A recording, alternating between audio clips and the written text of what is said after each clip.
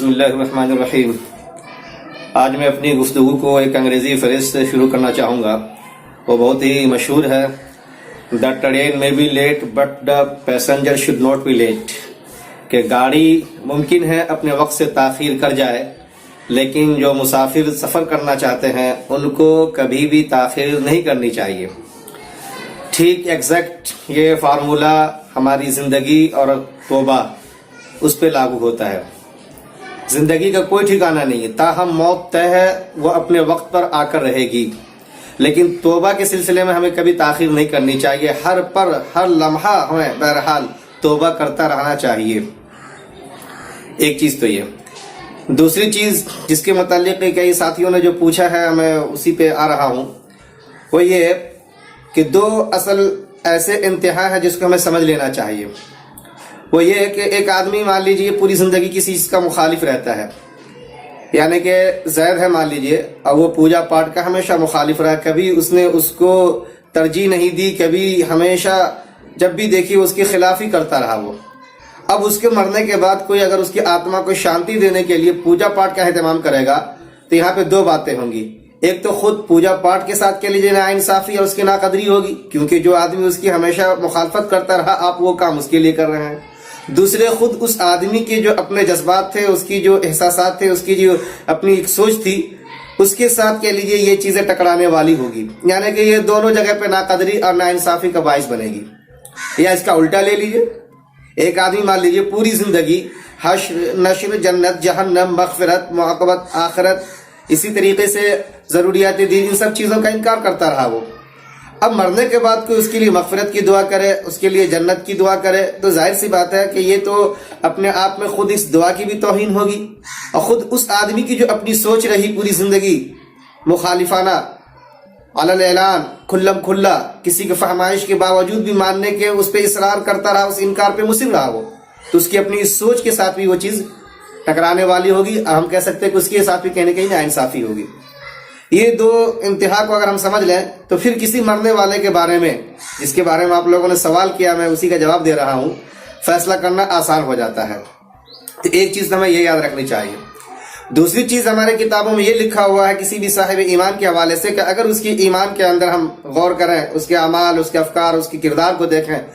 تو اس میں 99 احتمال ہمیں کفر کا دکھائی دے اور ایک ہی احتمال اس میں اسلام کا، ایمان کا دکھائی دے، تو ہم حسن ظن کو باقی رکھتے ہوئے اس کے لیے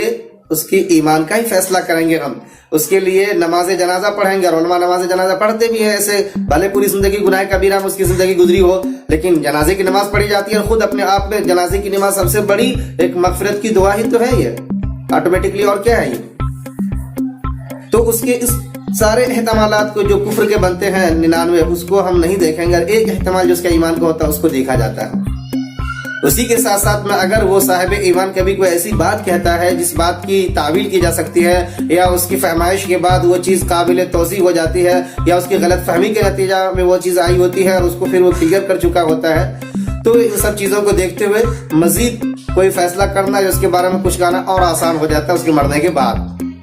تو یہ دو فارمولہ ہمارے سامنے میں رہے، تو پھر مرنے والا خواہ کسی برادری سے تعلق رکھتا ہو، شو بزنس سے تعلق رکھے، پولیٹیکل سے تعلق رکھے، یا فنون لطیفہ کے علاوہ کہہ لیجئے کہ اور جو دنیا جہان کے اندر ہے جہاں پہ وہ پبلک ڈومین میں رہتے ہیں، پبلک ڈسکورس میں رہتے ہیں، وہ اس برادری سے تعلق رکھتے ہو، ان کے لیے فیصلہ کرنا آسان ہو جاتا ہے کہ پوری زندگی کھلم کھلا آخر کس اپروچ کو لے کے چلتے ہیں، کیا مانتے رہے وہ، یا پھر ان کی غلط فہمی کا نتیجہ یہ تھا وہ چیز قابل تعویل تھی، تو اس سلسلے میں کیا فیصلہ ہونا چاہیے وہ۔ یہ بہرحال بہت ہی آسانی سے ہم اس بات کو سمجھ سکتے ہیں۔ ایک چیز تو یہ۔ دوسری چیز، آقا صلی اللہ علیہ وسلم کے حوالے سے جو میں اختلافات دیکھ رہا ہوں وہ یہ کہ آپ نے یقیناً مرنے والے کے بارے میں کہا کہ لا تسبوا الاموات فانهم قد افضوا الى ما قدموا، مرنے والوں کو برا بھلا مت کہو، کہنے سے کیا فائدہ، اس نے جو اعمال کیے اب وہ وہاں تک پہنچ چکا ہے وہ۔ اور اسی طریقے سے یہ بھی اذکروا محاسن موتاکم، کہ جو تمہارے بیچ سے گزر جائے کہ ابھی اس کے بارے میں کوئی بات چیت کرنے کی نوبت ہے تو اس کے بارے میں اچھائیاں بیان کرو، کفوا عن مساوی، اور اس کی برائیوں سے اپنی زبان کو روک لو، یہ ہدایت بھی ہے۔ اس کے بارے میں علماء نے جو کچھ لکھا ہے میں وہ بتا دینا چاہتا ہوں۔ وہ دراصل کیا ہے، ایک صاحب ایمان ہے، دنیا سے چلا جاتا ہے وہ، اس کی کچھ کمیاں تھی، کچھ کوتاہیاں تھی، اب ظاہر سی بات ہے اس کے پیچھے ہم اگر بولیں گے تو کیا فائدہ بول کر کے، بولا اس وقت جاتا ہے جب اس کے لیے اصلاح کا کوئی پہلو ہو، اب وہ تو اصلاح کرنے سے رہا جا چکا ہے۔ وہ بعض علماء نے اس کو بزدلی پہ محمول کیا ہے کہ جب ہم کسی زندہ کے پیٹھ پیچھے غیبت کرتے ہیں تو برا سمجھا جاتا ہے، تو بڑھنے والے کے پیچھے کر رہے ہو، چنانچہ غیبت بھی ہو جاتی ہے۔ اسی کے ساتھ ساتھ میں بات حدیث میں ہے فتوز الاحیاء کا الفاظ آیا ہے کہ تم اگر ان کے بارے میں کچھ بولو گے تو ان کے جو پسماندگان زندہ پیچھے رہ گئے ہیں ان کو تکلیف ہوگی، اس تکلیف سے ہی بچے ہم۔ اور تیسری چیز اس سلسلے میں یہ ہے کہ میں سمجھتا ہوں کہ اس میں اپنا انرجی ضائع کرنے سے فائدہ کیا۔ ہاں، آقا صلی اللہ علیہ وسلم کا میں یہاں پہ معیار بنا کے رکھنا ہوگا، میں وہ بتا دوں۔ اگر کوئی آدمی پوری زندگی جیسا کہ میں نے آپ سے کہا کھلم کھلا منکر رہا، اس پہ مصر رہا، تو اس کی سب سے بڑی مثال حضرت ابو طالب ہے۔ ابو طالب کے ساتھ آج بھی ہم لوگ احترام کے ساتھ حضرت لگا دیتے ہیں، لیکن ان کا معاملہ کیا رہا؟ آخر تک آپ صلی اللہ علیہ وسلم کے لیے کوشاں رہے اور وہ ایمان بہرحال نہیں لا سکے۔ جب ان کا انتقال ہوا، وفات کر گیا، تو حضرت علی سے کہا کہ بھائی انہیں خاک سپرد خاک کرو، اور قصہ ختم۔ اس کے بعد پھر کوئی تذکرہ نہیں ملتا کہ کیا کہا جائے نہیں کہا جائے، کیا ہوا نہیں ہوا۔ جبکہ کوئی صاحب ایمان رہے تو میں نے کہہ دیا کہ اتنے سارے احتمالات کے باوجود بھی اس کی جنازے کی نماز پڑھی جائے گی، پڑھی جاتی ہے، علماء پڑھتے ہیں، اور خود اپنے آپ میں ایک دعائے مغفرت ہے۔ آخری چیز میں بتا دوں، اگر کوئی آدمی ایسا ہے اثر و رسوخ والا، شہرت والا، اس کے فالوورز ہے، اس کے فین فالوئنگ ہے، جو ان کے تھاٹ سے، ان کی بات سے متاثر ہو سکتے ہیں ان کے بعد، تو ایسی صورت میں بہرحال یہ ضرورت ہوتی ہے کہ ہم اس کی غلط افکار کو، غلط نظریات کو، غلط کردار کو لوگوں کو بتا دیں، اور یہ بتانا بالکل نیچرل بھی ہے۔ آج ہم اپنے گھر کے اندر دیکھتے ہیں کہ اگر کوئی بچہ اگر کسی بڑے، مان لیجیے دادا کو، اگر وہ سگریٹ نوشی کرتے ہوئے، تمباکو نوشی کرتے ہوئے دیکھتا ہے اور وہ خود کرنے لگتا ہے، تو آپ اس کو روکتے ہیں کہ بیٹا ڈیٹس بیٹ، اچھی بات نہیں، چھوڑ دو اس کو۔